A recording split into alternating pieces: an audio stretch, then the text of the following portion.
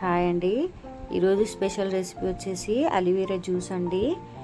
ఎలా చేయాలనేది చూద్దాము. శుభ్రంగా కడిగేసుకోవాలండి. కడిగేసుకున్న తర్వాత ఈ విధంగా కట్ చేసేసుకోవాలి.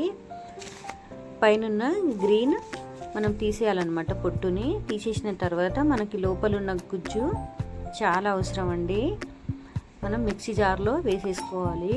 మనకు స్కిన్కి చాలా హెల్ప్ అవుతుందండి. హెయిర్కి కూడా హెల్ప్ అవుతుంది. అలాగే డైజెషన్లో కూడా మనకి సహాయపడుతుంది.